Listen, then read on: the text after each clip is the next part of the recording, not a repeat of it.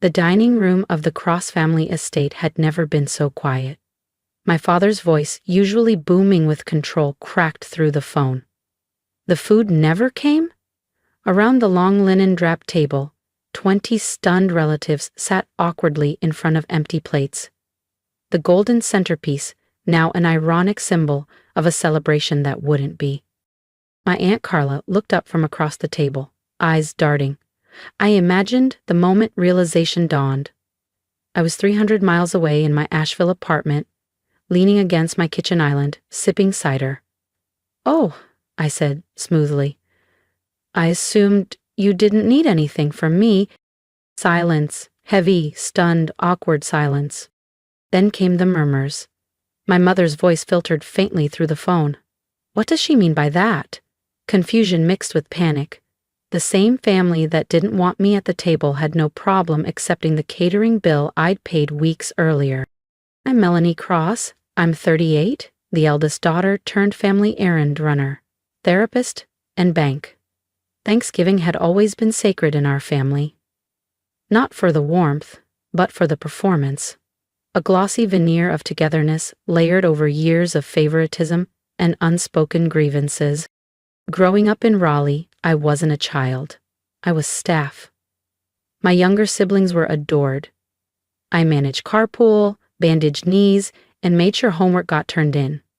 When I left for college, I thought I'd finally earned a seat as an equal. I hadn't. The betrayal came a week before Thanksgiving 2024. My aunt shared a "can't wait to see everyone" message in the family group chat. I replied with a quick, "Same here, looking forward to it." A silence. Hours later, my cousin texted me privately. "Wait, are you actually coming? Your parents told everyone you weren't invited this year." My heart sank. I called my mother confused. She danced around it, then finally said, "We're keeping it small, just immediate family."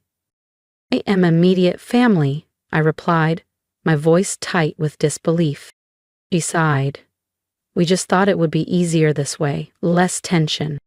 There hadn't been any tension, unless you count me finally saying no when asked to pay for my brother's car repair, or when I didn't step in to clean up after my sister's wedding debt. I checked. Everyone else had been invited, my siblings, their spouses, even distant cousins, and yet, me? Left out. Well, I may have been excluded from the table, but they still tasted the cost of forgetting who funded the feast. Only later, after the shock wore off, did it hit me Dad had asked me to chip in for the meal. But I hadn't just chipped in. I had paid for everything. The turkey, the sides, the desserts. I'd even placed the orders myself, at Maple and Pine, the boutique butcher my mother adored, and Sweet Laurel Bakery, where she swore the pumpkin cheesecake rivaled anything on the Food Network. All of it was ordered under my name. They hadn't just forgotten me, they'd used me. I made 2 phone calls. The first to the butcher, who processed a refund in minutes. The second to the bakery, who hesitated, but ultimately relented when I forwarded the receipt. Then I waited. I knew exactly how this would unravel. Thanksgiving Day, 12:17 p.m. My phone buzzed with Dad's name. I let it ring 4 times before picking up. "The food never came," he said, his voice a strange mix of panic and confusion. I could hear the chaos behind him, murmurs, sharp whispers, my mother's sharp voice rising like steam. I tilted my head, injected just the right amount of feigned concern. "Oh, maybe check with whoever placed the order?" "You placed the order," he snapped. "Yeah? Did I?" I let the silence hang, letting it stretch just long enough to sting. "Well, I didn't think you needed anything from me." He didn't respond. An hour later, a text from my cousin painted the picture perfectly. No turkey. No desserts. Every store in Asheville and the surrounding towns closed, or picked clean. My sister had brought a new boyfriend she wanted to impress. She ended up crying in the guest bedroom. My mother locked herself in the bathroom. My father sat mute while my Uncle Ron asked loudly, "Wait, wasn't Melanie bringing the turkey?" The room had gone quiet. Then the whispering started. 3 days later, a group text from Mom. We really missed you at Thanksgiving. Hope we can put this behind us. Not an apology, a rug. Something to sweep it all under. I said nothing. Aunt Carla called a day later. A lot of us confronted your parents, she said quietly. They needed to hear it. But Mom didn't like consequences. And sure enough, by the end of the week, a new version of the story started circulating. I was unstable, dramatic, deliberately sabotaged Thanksgiving. Dad called twice before I finally answered. I don't know what you were trying to prove, he said, tight with restrained fury, but you embarrassed your mother. I laughed, loud and sharp. Funny, I thought she didn't even want me there. His sigh was theatrical. We made a mistake, okay? But what you did was low. Lower than uninviting your own daughter after she paid for the meal? My voice rose. You should have said something. If being dramatic, he said, as if that would make me fold. It wasn't even that big of a deal. My pulse thundered in my ears. It was to me. Not a big deal? I snapped. Then why are you calling me about it, Dad? I hung up, my hands trembling so badly I nearly dropped the phone. My whole body was buzzing with a mix of rage and grief. That night, my cousin Riley texted. You officially started a war. Apparently, my mother was already spinning her version of the story, how I'd always been difficult, and how this just confirmed it. Christmas loomed like a storm cloud. I had no plans to attend, not until Aunt Carla called. She's telling everyone you're too fragile to be around family, she said carefully, that you're skipping Christmas because you can't handle conflict. And your dad, well, he's claiming he tried to fix it, but you're being stubborn. I tightened my grip on the phone until my knuckles turned pale. Oh no, they weren't going to rewrite my story. Christmas Eve, 2024. I arrived fashionably late to my parents' house, the Asheville air crisp with winter. The second I stepped inside, it was like someone scratched a needle across a record. Conversation cut off mid-sentence. My mother's expression froze. My father stopped mid-sip of his bourbon. My sister blinked like she'd seen a ghost. Hey, I said casually, pulling off my scarf with a smile. Merry Christmas. My mother found her voice. Oh, you made it. Of course, I replied sweetly. Wouldn't miss it. Then I stepped aside to reveal my surprise guest. My grandmother. Her mother. My mother's face drained of color. Years ago, they'd had an irreparable falling out. My mom had tried to erase her from our lives entirely, but I never cut contact. Grandma had been horrified when she heard about Thanksgiving, and when I asked if she wanted to come to Christmas dinner, she didn't even hesitate. Oh my, Grandma said, stepping inside with exaggerated wonder. It's been ages since I've been here. What lovely decorations, dear. My mother looked like she might faint. Dinner was tense perfection. Grandma picked up her fork, examined the stuffing, and said brightly, Oh, is this store-bought? Tastes very consistent. I bit the inside of my cheek to keep from laughing. A week later, I started getting strange messages from cousins and extended relatives. I heard there was a misunderstanding. You okay? Others were more pointed. Didn't think you had it in you to be that cruel. Aunt Carla clued me in. Your mom's telling everyone you had some kind of breakdown, she said, sighing. That you're unstable, that what you did at Christmas proved it. I let out a bitter laugh. It was unbelievable, but not surprising. If my mother had taught me anything, it was that truth is dangerous to those who depend on control. If you've ever been the black sheep at the holiday table or found strength in standing alone, don't miss what happens next. Subscribe to the channel to follow Melanie's journey as family secrets unravel and quiet revenge turns into lasting power. The realization landed hard, like a gut punch. My mother wasn't just embarrassed, she was threatened. I'd exposed her, and now she was rewriting the narrative to cast me as unstable. If she could discredit me, she wouldn't have to face the truth. She wouldn't have to be wrong. I called Grandma. She didn't sugarcoat it.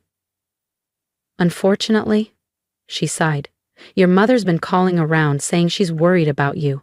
that you're not well. I let out a sharp, bitter laugh. You know that's not true, right? My dear, she said, her voice suddenly firm. I knew it wasn't true before she even opened her mouth. That night, I sat on my couch, lit only by the soft glow of my Christmas tree, and typed out a message to the family group chat. Hey everyone, just wanted to clear up some confusion. I'm doing great. No breakdowns, no drama. It's been an interesting holiday season, but I'm genuinely in a good place. Hope you all are too. Wishing everyone a happy new year. It was short, neutral, impossible to twist. The digital equivalent of smiling and waving while my mother's lies turned to ash. Then, something I didn't expect happened.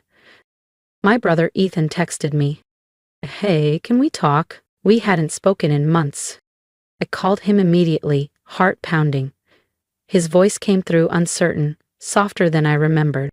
Look, I don't agree with what Mom did. I blinked. You don't?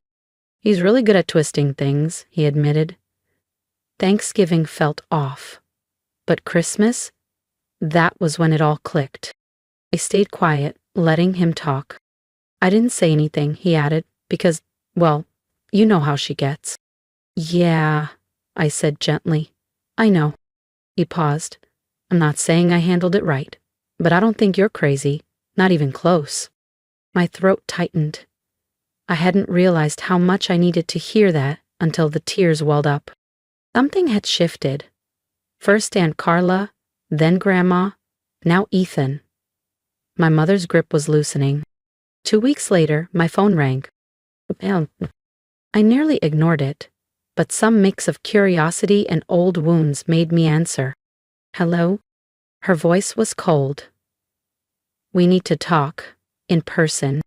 About what? A pause. Then, your little stunt humiliated me. There it was. Not hurt me, not let's talk about what happened. Just humiliated me. Still about appearances. Sunday dinner, 6 o'clock, she clipped. Your father and I expect you here. And then she hung up. I almost didn't go, but Aunt Carla called. Just hear them out, she urged. You don't have to forgive them, but make them say it to your face. So on Sunday evening, I pulled up to my parents' house again. The tension hit me the moment I stepped into the dining room. It was heavy, almost physical. My dad stood stiffly near the end of the table, hands clasped too tightly. My mom sat at the head like a judge awaiting trial, arms crossed, mouth tight, eyes sharp. My sister pretended to be absorbed in her phone. My brother, Ethan, sat on the edge of his seat, glancing nervously between us all. Mom exhaled hard. Do you have any idea what you've done? I tilted my head. Which part are you mad about? Canceling the turkey? Bringing Grandma to Christmas? Or the fact that people stopped believing your version of the story? You're so dramatic, she spat. Dad stepped in, his voice low but tense. Your mother's hurt, and you've done nothing but make her look bad. She made herself look bad, I replied calmly. I just stopped covering for her. Mom's face flushed. The truth? She hissed. You mean your version of events?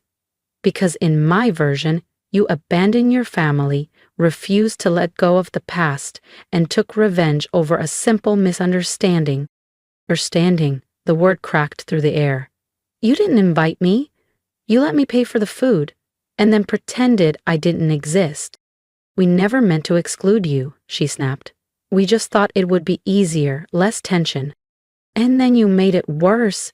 You told people I was unstable. You tried to destroy my credibility. You embarrassed me, she shot back, in front of everyone. And then Ethan spoke.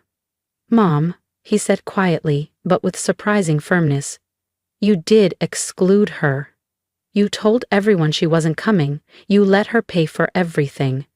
That was wrong. She turned toward him, eyes flashing. Oh, don't you start too. But Ethan didn't back down. No, you crossed the line. You always do when you feel cornered. Dad shifted uncomfortably. We should handled it differently. Mom narrowed her eyes. What does that mean? He hesitated. Maybe she has a point. The room stilled, but I wasn't done. You didn't just leave me out, I said. You tried to paint me as unstable. You called relatives and said I was having a breakdown. Why, Mom? And then she said it. Because I was embarrassed. Silence fell. She blinked, like she hadn't even realized the truth until it spilled out. I didn't know what to say when people asked. It snowballed. I didn't want to be the villain. So you made me the villain, I said quietly. She didn't answer. And beside her, for the first time in my life, I saw my father look at her like he didn't recognize the woman sitting at the head of the table. Ethan sat still, jaw clenched. Across the table, my sister. Quiet, until now. Muttered under her breath, "Wow." And just like that, the truth settled over the room like thick snow. The lies, the manipulation, the selfishness, all of it, exposed and undeniable. For the first time in my life, I saw my mother clearly, not as an untouchable matriarch, not as some all-powerful force, just a woman so terrified of being wrong that she would rather destroy her own daughter than admit it. I stood up. "I'm done," I said, steady and sure. "I don't need an apology, because I don't think you're capable of giving a real one, but I need you to understand that I'm done." My mother flinched, like I'd struck her. "Wait, no, you don't get to walk away like that," she snapped. "You did this," I said firmly. "You shut me out. And when people noticed, you rewrote the story. You made me the villain because you couldn't handle the truth." Her lips parted, but nothing came out. I turned to my father. "I appreciate that you tried, but you let it happen, and that hurt too." He didn't have a response, just looked down at his folded hands. I looked to my siblings. My sister blinked, face tight with guilt. "I should have said something sooner," she said softly. Ethan gave a quiet nod. Me too. It didn't fix anything, but it mattered. In the weeks that followed, I created distance. Mom sent shallow texts. "Can we move past this?" I left them unread. Aunt Carla checked in regularly, her support constant. Grandma sent a handwritten letter full of warmth, telling me how proud she was that I stood up for myself. But the real surprise came from Ethan. One evening in mid-January, he texted, "Want to grab coffee?" We met at a quiet cafe in West Asheville. We ended up talking for nearly 3 hours. "I think I spent so long trying to keep the peace," he said. "I didn't realize how much damage she was doing." "Yeah," I replied, my voice low. "I get it." And in that moment, I realized I wasn't alone. Not anymore. If you've ever been the scapegoat in your own family, the one who sees the dysfunction while everyone else clings to the illusion, then you know this feeling. The hollow ache, the constant questioning, the heartbreak of being told you're the problem just for setting boundaries. You've heard it. "That never happened. You're too sensitive. Stop making everything about you." Standing up to that dynamic isn't easy. It's terrifying.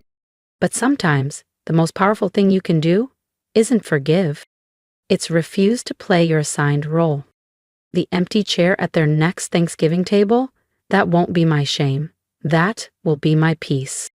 And if you're still nodding along, maybe it's time you ask yourself, which tables in your life are nourishing you, and which ones are just keeping you starved for love you'll never be given. If you've ever been silenced, sidelined, or labeled for standing your ground, drop a comment. I'd love to hear your story. Support matters. Protecting your peace isn't selfish, it's necessary. Choose respect over obligation. If this resonated with you, hit subscribe. Melanie's journey might be over, but yours may just be beginning.